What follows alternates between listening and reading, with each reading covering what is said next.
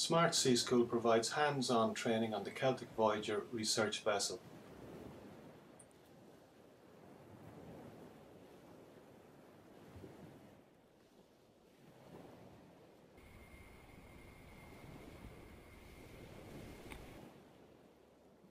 You might not be able to dig out there at all. The only time I've ever really sampled around here is last year, and we kind of stopped around here, and we tried a few stations there, but all we were bringing up was like bits of weed. So this is the day grab going overboard, and the day grab is designed to take a sample of sediment from the seabed. It's the grab we use most commonly because it's the most reliable. It's reliable in the sense that it makes good contact, and it makes good contact with the seabed, and it generally does produce a sample for us.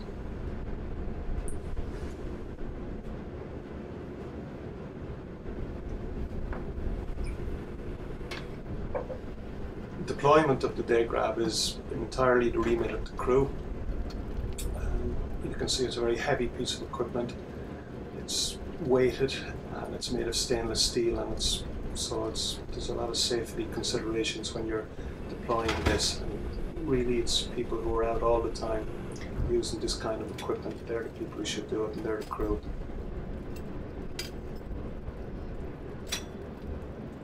What we usually do is we use a ruler to estimate how much mud is in the sample, and we do that by So going when the day grab comes on board, it sits into this frame.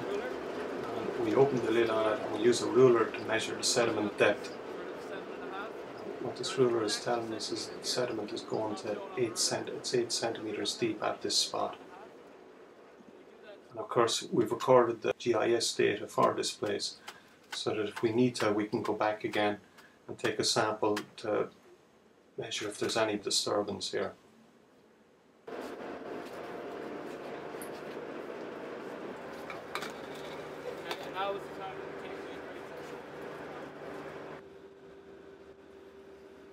We use the day grab for looking at grain size seafloor sediments, the distribution of fauna in the seafloor, and we also use it for ground truthing acoustic data acquired for seabed mapping.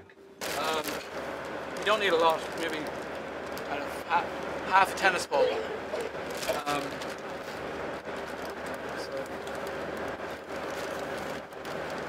That'll be fine, I guess.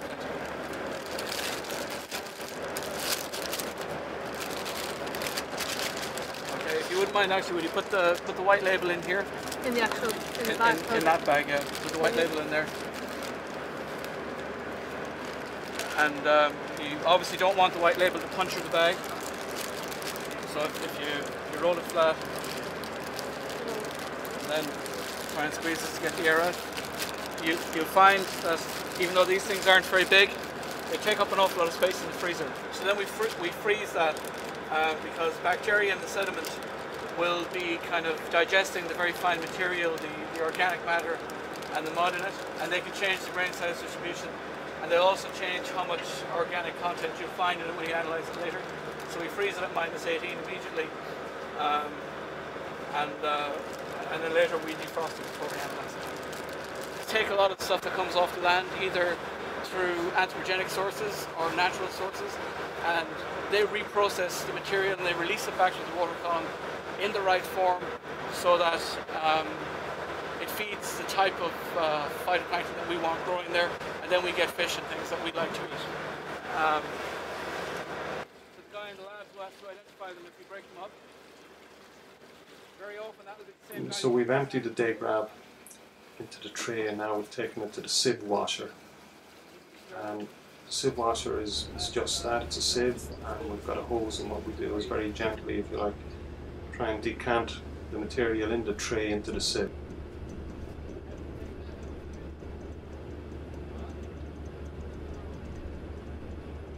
We operated CTV, it really falls into two, I suppose, realms of operation. The first realm is the activity carried out by the crew on the deck. So the crew on the deck lower the CTD into the water to a depth of about 3 meters, and then transfer operations up to the dry lab, where students under supervision, lower the CTD to 3 meters off the bottom.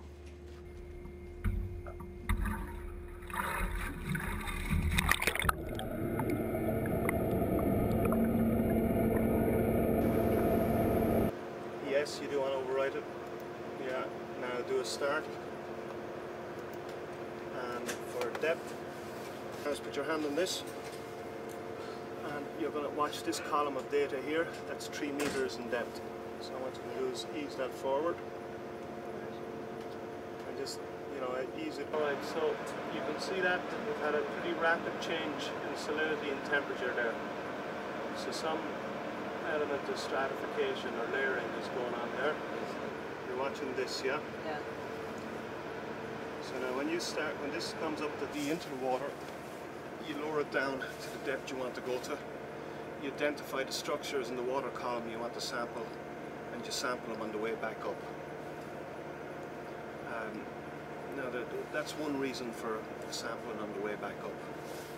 Identifying the structure, the features in the structure that you want to sample. Another reason for sampling on the way back up is that if you actually do it the other way and you start sampling from the top down, what it means is that you're collecting samples in a bottle where the seal is under low pressure. As you bring that down through the depths, that seal is coming under increased pressure, and you could actually get an ingress of water contaminating that surface sample. And that's important because on this boat here we can put the CTD down to 500 meters. Hello, can you take the CTD out of the water, please?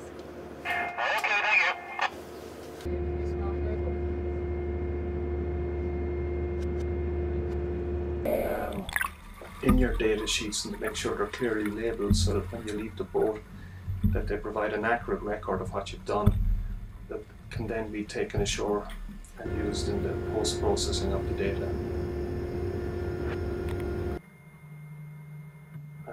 Students here are collecting water samples from the CTD, and in the wet lab they take the samples in and with the use of a vacuum pump they filter the water. So what you see there is a vacuum pump in a soft drinks case. So it's in the soft drinks case just to give it protection. When you go to sea, it's very calm today, but it can be very rough with a lot of movement on the boat. So you have to make sure that the equipment you use is fast to the bench and it doesn't fall over, it doesn't get broken or damaged. It's expensive equipment. So what you see here is students filtering a water sample taken from the CTD rosette, and they filter the sample to take samples back to the laboratory on land to process those samples for nutrients. So you can see from the test tube there, the plastic disposable test tubes, that they fill them, and they don't fill them all the way up because they're going to freeze those.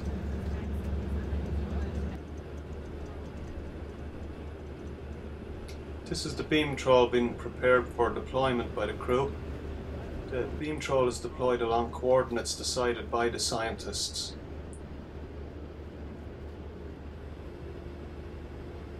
An important point to note about the Celtic Voyager is that it's a dedicated research vessel, and the crew on it in a lot of cases come from the fishing industry, so they have a lot of expertise in deploying equipment into the water, and probably more important, taking it out.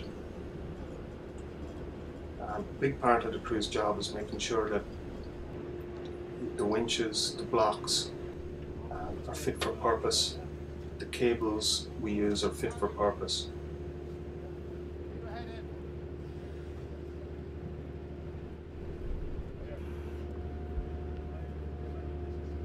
This is called the cod end, and probably called the cod end because cod were maybe the first fish that were commercially caught in large numbers. So using a crane onto the deck, they're lifting this up, and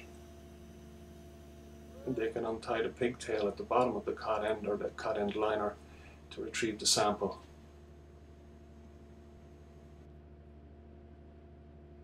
Beam trawling is necessarily destructive, so really we just want a representative sample. We don't want to overdo it and cause a lot of damage to the environment we've just been sampling. So the sample comes from the deck and we place it up.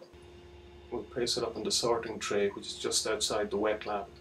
So you've got a continuous production line, I suppose you can call it, going from the sorting tray into the wet lab. And we separate the roles here into two activities. And the people out at the sorting tray, what they're doing is separating the benthos from the fisheries sample. So you can see from the benthos that it seems to be primarily Chinoderms, and if we swing out here again, we can see that there's other, we can see some crabs there too, maybe a little bit of seaweed, and that's pretty much it. So we're not in a very varied environment here. Those are some whelk eggs there.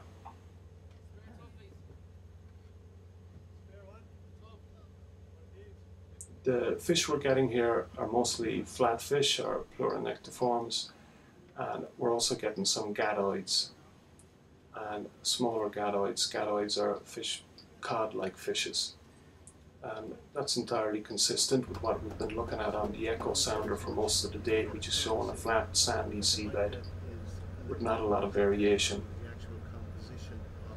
You see that tray with start, lads? Can you use those? Can you use these to put the starfish in? Yeah. So when we go to sea, we take out data sheets, or rather we take out identification keys to separate the fish into different species. And what you can see here is maybe 5 different species of flatfish. We've got some other species here like this dragonet, which in a commercial fishery would be discarded.